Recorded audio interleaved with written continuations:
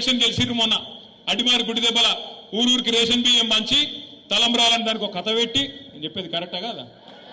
మీరేమైనా నిజంగా వచ్చినాయి అనుకుంటున్నాయి అయోధ్యకి అయోధ్య లేదు ఏం లేదు అయోధ్యలకెళ్లి అక్షింతలు రాలేదు తెలంగాణలో ఉన్నటువంటి రేషన్ బియ్యాన్ని అక్షింతలని చెప్పి ఊరూరా బంచి ఇల్లులా బంచి భారతీయ జనతా పార్టీ అధికారంలోకి వచ్చింది అనేటువంటిది వారు చేస్తున్నటువంటి ఆరోపణ రాముల వారి అక్షింతల మీద కనీస అవగాహన లేకుండా అవి తలంబ్రాలో తెలియదు అక్షింతలో తెలియదు కేటీఆర్ గారి అయోధ్యలో ఉన్నటువంటిది బాలరాముడి గుడా తెలియదు లేకపోతే సీతారాముడి గుడా తెలియదు కేటీఆర్ గారి అక్కడికి వెళ్లి అక్షింతలు వస్తే వాటిని తలంబ్రాలని చెప్పి మాట్లాడుకుంటా ఇక్కడ ఉన్నటువంటి కంట్రోల్ బియ్యాన్నే అక్కడి నుంచి వచ్చినటువంటి అక్షింతలుగా పంచినారు అని చెప్పి హేళన చేస్తూ హిందూ సమాజాన్ని హిందువుల మనోభావాలను దెబ్బతీసేటటువంటి విధంగా మాట్లాడినటువంటి కేటీఆర్ గారు ఇవాళ హిందూ సమాజానికి క్షమాపణ చెప్పాలి వీళ్లకు రంజాన్ యాదికొస్తే ముస్లింలను శాంతి పరచాలి కాబట్టి అప్పుడు హిందూ దేవుళ్లను కించపరచాలనేటువంటి ఒక ఆలోచన మదిల మెదులుతుంది ఎప్పుడు రంజాన్ వచ్చినా అప్పుడు కేసీఆర్ గారో లేకపోతే కేటీఆర్ గారో లేకపోతే కాంగ్రెస్ పార్టీ నాయకులు హిందుత్వం మీద భారతీయ జనతా పార్టీ మీద పడతారు లేకపోతే ఎన్నికలు వచ్చినప్పుడు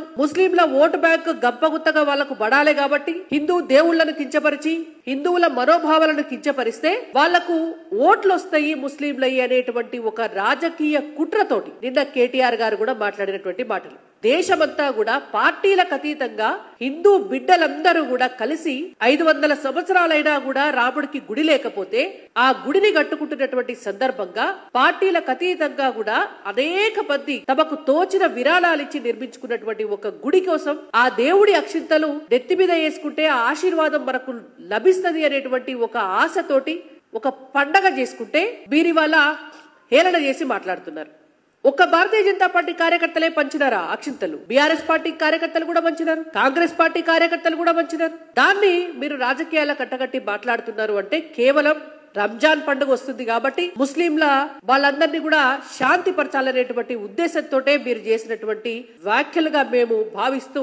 ఖచ్చితంగా మీరు హిందూ సమాజానికి క్షమాపణ చెప్పాలని భారతీయ జనతా పార్టీగా డిమాండ్ చేస్తున్నాం ఇంకో మాట కూడా అన్నారు ఊరూరా అక్షింతలు వచ్చి మేము ఎంపీ ఎన్నికల్లో 8 సీట్లు గెలిచినాము అని మరి నిన్న మొన్న జరిగినటువంటి పట్టభద్రుల ఎమ్మెల్సీ ఎట్లా గెలిచినాం టీచర్స్ ఎమ్మెల్సీ ఎట్లా గెలిచినాం ఇవాళ మీ పార్టీకి కనీసం పోటీ చేసే ముఖం లేదు ఎన్నికలలో దాన్ని బట్టి అర్థమైతుంది భారతీయ జనతా పార్టీ ఎక్కడున్నది బీఆర్ఎస్ పార్టీ ఎక్కడున్నది అని